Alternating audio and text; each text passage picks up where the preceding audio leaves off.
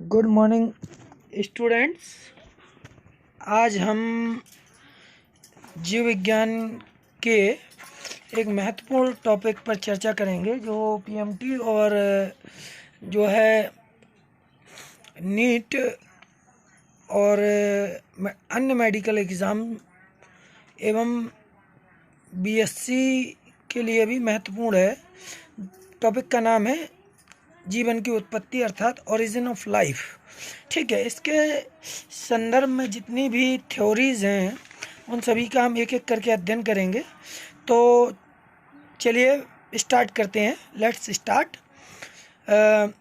सबसे पहली है big bang theory. Big bang theory, ये थ्योरी अबे लेमैट्रे ने प्रतिपादित की थी और इसके अनुसार जो ब्रह्मांड की उत्पत्ति है वो लगभग क्या है 1500 बिलियन वर्ष पूर्व एक सघन पुंज के बिग बैंग, या इसे हम कह सकते हैं कि ताप नाभिकीय विघटन के कारण, मतलब कोई नाभिकीय विघटन हुआ होगा 1500 बिलियन वर्ष पूर्व, उससे जो है ब्रह्मांड की उत्पत्ति हुई। इससे जो गैसीय बादल बने, फिर उनसे लगभग 4.6 बिलियन वर्ष पहले सौरमंडल की उत्पत्ति हुई और गैस के बादल अपने गुरुत्वाकर्षण के कारण फिर सिकुड़ गए।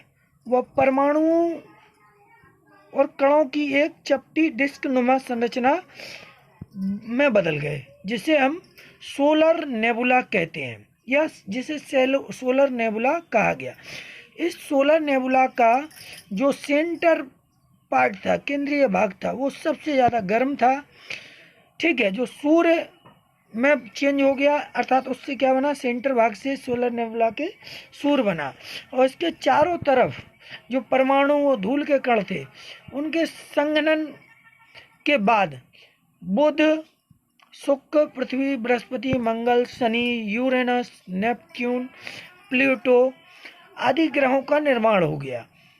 अब पृथ्वी का ठोस भाग जो स्थल मंडल जिसे हम लिथोस्फीयर, व इसके चारों ओर का गैसीय भाग जिसे हम एटमॉस्फेयर या वायुमंडल कहते हैं, ये सब क्या है, ये बना। इसके बाद जब पृथ्वी का ताप कम हुआ, ठीक है, और 100 डिग्री सेंटीग्रेड से कम हुआ, तो पृथ्वी पर जल का भी निर्माण हो गया। ये तो बिग बैंग थ्योरी थी। अब some ancient theories for origin of life. ठीक है, जीवन की उत्पत्ति की कुछ प्राचीनतम परिकल्पनाएं हैं, जिनमें सबसे पहली परिकल्पना है वो है विशिष्ट सृष्टि का सिद्धांत या थ्योरी ऑफ स्पेशल क्रिएशन। ये धार्मिक मान्यताओं पर आधारित सिद्धांत है। इस सिद्धांत के जो प्रमुख थे वो थे फादर सोरेज। ठीक है, और इनके अनुसार बाइबल को इन्होंने इसका मतलब आधार माना और इन्होंने कहा कि बाइबल के अनुसार जीवन तथा सभी वस्तुओं की रचना भगवान ने 6 दिनों में की। पहले दिन स्वर्ग और नरक बनाया, दूसरे दिन आकाश और जल बनाया, तीसरे दिन सूखी धरती और वनस्पति बनाए, चौथे दिन सूर्य, चंद्रमा और तारे बनाए, और 5वें दिन मछलियां और पक्षी बनाए, और 6वें दिन स्थलीय जंतु और मनुष्य का निर्माण किया। ठीक है, उसके बाद अगर हम बात करें, प्रथम मनुष्य आदम बना। ठीक है, और इसकी 12वीं पसली से हवा या एबे प्रथम नारी बनी। ठीक है, हिंदू धार्मिक मान्यताओं के अनुसार विश्व और सृष्टि की रचना ब्रह्मा द्वारा की गई। ठीक है, इसी सिद्धांत में यही बताया गया कि जैसे बाइबल के अनुसार तो 6 दिन में भगवान ने पृथ्वी की रचना की, और हिंदू धर्म के अनुसार ब्रह्मा ने सृष्टि और विश्व की रचना की। प्रथम मनुष्य जो थे वो इसके अनुसार प्रथम मनुष्य मनु और प्रथम नारी श्रद्धा थी। ठीक है, इसके अनुसार जीवन अपरिवर्तनशील है तथा उत्पत्ति के बाद इसमें कोई परिवर्तन नहीं हुआ है। यह विशिष्ट सृष्टिवाद का कोई वैज्ञानिक प्रमाण नहीं होने के कारण इसको एक्सेप्ट नहीं किया गया। This is not accepted for the origin of life. Second जो सिद्धांत था वो था स्वतः जनन का सिद्धांत या अजीबात जीवोत्पत्ति का सिद्धांत, थ्योरी ऑफ स्पॉन्टेनियस जनरेशन। इसे एबायोजेनेसिस और ऑटोजेनेसिस थ्योरी भी कहते हैं। इस परिकल्पना का जो प्रतिपादन है वो पुराने यूनानी दार्शनिकों जैसे थेल्स, अनेक्सिमेंडर, जेनोफेंस, प्लेटो, एम्फिडोलकस आदि के द्वारा किया गया। इस सिद्धांत के अनुसार जीवन की उत्पत्ति निर्जीव पदार्थों से, नॉन लिविंग मैटर से जो है अपने आप ही जीवन की उत्पत्ति हुई है। इनका विश्वास था कि नील नदी के कीचड़ पर जैसे ही प्रकाश की किरणें गिरी तो उस पर उससे क्या हुए, मेंढक, स्नेक्स या सर्प, मगर आदि उत्पन्न हो गए। ठीक है। और अजैविक उत्पत्ति का प्रायोगिक समर्थन एक और वैज्ञानिक थे, बॉन हेलमोंट। इनके द्वारा भी इस सिद्धांत का जो है थ्योरी ऑफ स्पॉन्टेनियस जनरेशन का समर्थन किया गया। इसने पसीने से भीगी हुई गंदी शर्ट और गेहूं की चोकर को रखने पर 21 दिनों में चूहों की उत्पत्ति को स्वतः जनन के द्वारा होना बताया था। किसने? बॉन हेलमोंट ने। इसके बाद तीसरी थ्योरी जो आई वो आई कॉस्मोजोइक थ्योरी या ब्रह्मांडवाद का सिद्धांत। इस सिद्धांत का प्रतिपादन रिचर ने किया था। ठीक है। इनके अनुसार जीवन पृथ्वी पर सर्वप्रथम किसी अन्य ग्रह या अन्य नक्षत्र से प्रोटोप्लाज्म, स्पोर या अन्य कणों के रूप में कॉस्मिक धूल के साथ पहुंचा, जिसने जीवन के विभिन्न स्वरूपों को जन्म दिया। ये किसने? ब्रह्मांडवाद या कॉस्मोजोइक थ्योरी के अनुसार कहा गया। ठीक है। उसके बाद अगर हम बात करें कॉस्मिक पेनस्पर्मिया सिद्धांत, तो इस सिद्धांत का जो प्रतिपादन है वो आर्हेनियस ने किया था और इसके अनुसार जीवों के जीवाणु या बीजाणु ब्रह्मांड में एक ग्रह से दूसरे ग्रह पर फ्रीली मूव कर सकते हैं। ठीक है। इन्होंने ही पृथ्वी पर पहुंचकर जीवन के विभिन्न स्वरूपों को जन्म दिया। ठीक है। जो पांचवी थ्योरी थी वो थी theory of eternity of life या जीवन की अनंत कालता का सिद्धांत। इस सिद्धांत को हेल्म हॉर्ज का विश्वास के आधार पर इस सिद्धांत उन्होंने दिया था और इन्होंने बताया कि जीवन जो है वो अमर है। छठवां जो सिद्धांत था वो थ्योरी ऑफ बायोजेनेसिस या जीव उत्पत्ति का सिद्धांत। इस सिद्धांत को हक्सले ने 1870 और इसके पहले हार्वे ने 1651 में दिया था। इस सिद्धांत के अनुसार ओमनेस बाइबम एक्स ओवो और विवो। ठीक है। ये बात कही गई, मतलब कि पृथ्वी पर नए जीव की उत्पत्ति या निर्माण पूर्व के जीवों से होता है। इस सिद्धांत में यह बात कही गई। यह सिद्धांत स्वतः जनन का तो खंडन करता है किंतु पृथ्वी पर जीवन की उत्पत्ति की व्याख्या नहीं कर पाता है। ठीक है। जीवोत्पत्ति का सिद्धांत या बायोजेनेसिस थ्योरी का प्रायोगिक सत्यापन और स्वतः जनन का प्रायोगिक खंडन करने के लिए जो है किए गए कुछ प्रयोग थे जिनको विभिन्न साइंटिस्ट ने किया। पहला प्रयोग था फ्रांसेस्को रेड्डी का प्रयोग। इसको 1668 में किया गया। इन्होंने 3 जार लिए जिसमें पका हुआ मांस रखा, एक जार को खुला रखा, दूसरे को परचमेंट के द्वारा ढक दिया और तीसरे को जो परचमेंट के द्वारा ढका था और उसके बाद तीसरे जार को इन्होंने क्या किया, वायुरोधी बना दिया। ठीक है। इनके अनुसार केवल खुले जार में ही लार्वा का विकास हुआ जबकि बंद जारों में मांस पर कोई मैगट का विकास नहीं हुआ। ऐसा इन्होंने जो है फ्रांसेस्को रेड्डी ने अपने प्रयोग में बताया। इस प्रयोग के द्वारा इन्होंने सिद्ध किया कि लार्वा का विकास मक्खियों द्वारा दिए गए अंडों से हुआ जबकि बंद जार में मक्खियों के नहीं पहुंचने के कारण इसमें किसी प्रकार के लार्वा का विकास नहीं हुआ। अतः जीव का जन्म पहले से उपस्थित जीव द्वारा ही संभव है, न कि स्वतः जनन के द्वारा। ये फ्रांसिस्को रेड्डी ने अपने सिद्धांत में जो है प्रूव किया। फिर दूसरा जो प्रयोग हुआ वो लेजरो स्पेलेंजानी का हुआ। इन्होंने 1767 में एक प्रयोग किया। इन्होंने मांस और सब्जियों को उबालकर जीवाणु रहित सूप तैयार किया। ठीक है। और इसे कुछ सील बंद जारों में रखा, कुछ सूप को कॉर्क में बंद जारों से में रख दिया। ठीक है, उसके बाद इन्होंने क्या किया कि जो कॉर्क से बंद जार थे उनमें इनको सूक्ष्म जीव दिखाई दिए, क्योंकि कॉर्क के सूक्ष्म छिद्रों से होकर हवा और जीवाणु अंदर पहुंच गए और वृद्धि करने लगे, जबकि सीलबंद जो जार थे उनमें हवा न पहुंच पाने के कारण कोई भी जीवाणु दिखाई नहीं दिया। तीसरा प्रयोग लुईस पाश्चर ने किया था 1862 में। लुई पाश्चर को जो है जीवाणु विज्ञान का जनक मतलब ठीक है, जर्म थ्योरी के नाम से जानते हैं इस सिद्धांत को, जर्म थ्योरी ऑफ डिसीज और जर्म थ्योरी। इस सिद्धांत के प्रतिपादन ने अजैव उत्पत्ति के सिद्धांत को गलत सिद्धांत सिद्ध कर दिया। इन्होंने क्या किया था कि शक्कर और ईस्ट का घोल उबालकर जीवाणु रहित कर दिया। ठीक है, अब इस घोल को दो प्रकार के फ्लास्क में रखा, एक जार की गर्दन को गर्म करके खींचकर एस आकार का बना दिया तथा दूसरे की गर्दन को तोड़ दिया।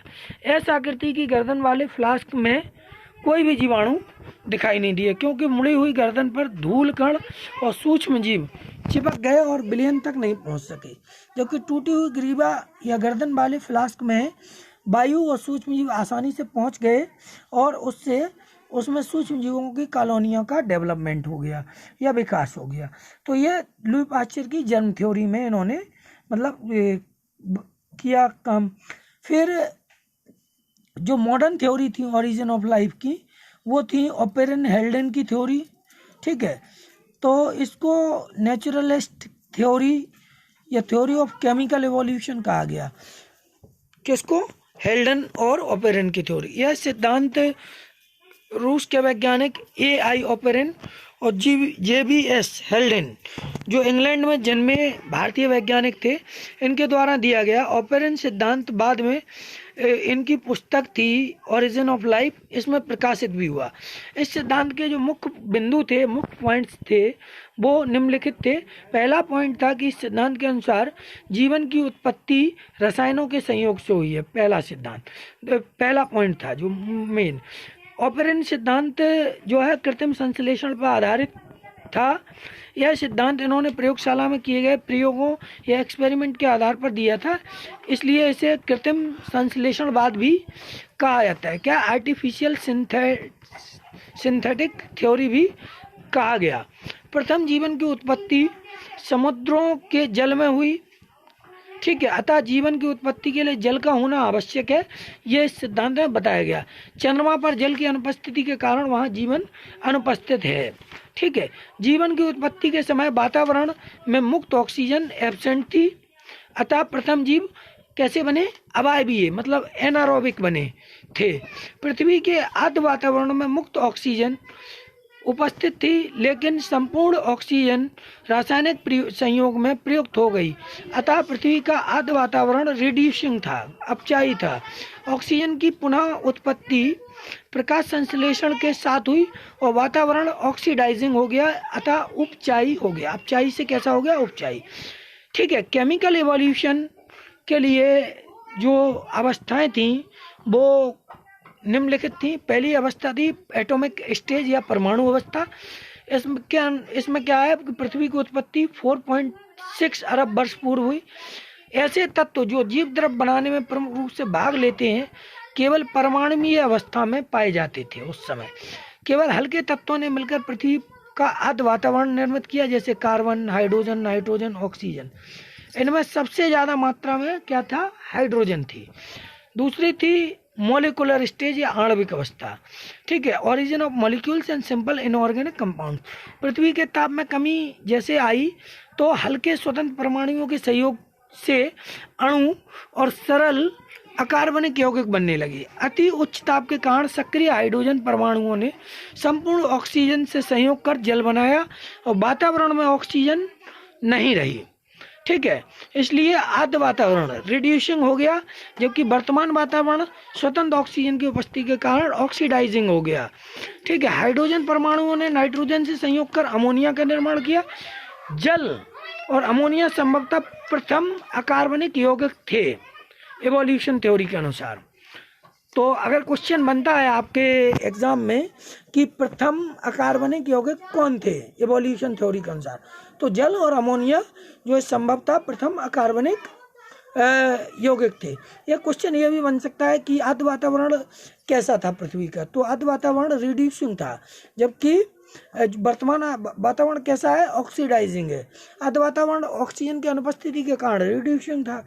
इन हल्के तत्वों में क्रियाओं द्वारा मतलब जो छोटे छोटे तत्व थे ऑक्सीजन, हाइड्रोजन, कार्बन, इनमें आपसी क्रियाओं के द्वारा carbon dioxide, carbon monoxide, nitrogen, hydrogen आदि का भी निर्माण हो गया।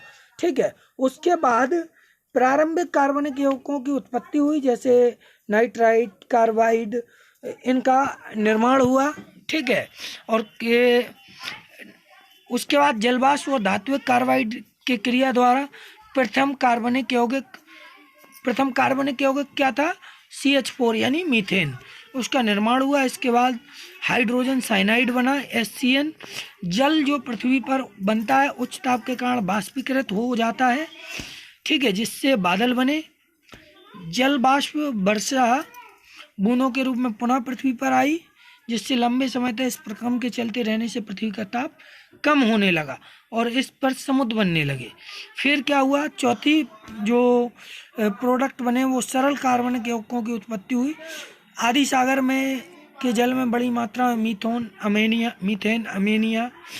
Ammonia, hydrogen, cyanide, carbide, nitride उपस्थित होकर हुए। तो इन सभी के संयोग से सरल कार्बनिक कंपाउंड का निर्माण हुआ, जैसे अमीनो अम्ल, glycerine, fatty acid, purine, pyrimidine आदि। ठीक है, और उसके बाद फिर क्रियाओं के लिए ऊर्जा सूर्य के प्रकाश की पराबैंगनी किरणें, कॉस्मिक किरणों और ज्वालामुखी आदि से प्राप्त हुई। फिर जटिल कार्बनिक यौगिकों की उत्पत्ति हुई, जैसे पॉलीपेप्टाइड और प्रोटीन, अमीनो अम्लों के संयोग से इनकी श्रृंखलाएं बनी। ठीक है, नॉन एंजाइमेटिक। उसके बाद फिर बसा अम्ल और ग्लिसरॉल के संयोग से बसा और लिपिड बने। फिर सिंपल जो शर्कराएं थी उनके संयोग से डाइसैकराइड और पॉलीसैकराइड बने। फिर शुगर, नाइट्रोजन क्षारक और फॉस्फेट के संयोग से न्यूक्लियोटाइड बने और उनके बहुलीकरण से न्यूक्लिक अम्ल बने। ठीक है, जिनमें रेप्लिकेशन की क्षमता नहीं थी। फिर इस प्रकार समुद्री जल में ऐसे दीर्घ मैक्रोमोलिक्यूल्स का निर्माण हो गया जो जीव द्रव के मुख्य घटकों का निर्माण करते हैं, अतः आदि सागर में जीवन की उत्पत्ति की संभावनाएं स्थापित हो गईं। लंबे समय के बाद रासायनिक विकास के परिणाम स्वरूप आदि सागरों का जल इन कार्बनिक यौगिकों से पूर्णतः संतृप्त हो गया। हेल्डन ने इस संतृप्त समुद्री जल को क्या कहा, प्रीबायोटिक सूप या हॉट डाइल्यूट सूप का नाम दिया। किसने, हेल्डन ने। किसको, आदि सागर में जो लंबे समय के क्रिया के बाद कार्बनिक यौगिकों से पदार्थ बने उनको। ठीक है, बहुलीकरण के बाद फिर ये जो है निरंतर क्रियाएं हुई और इसके बाद जो है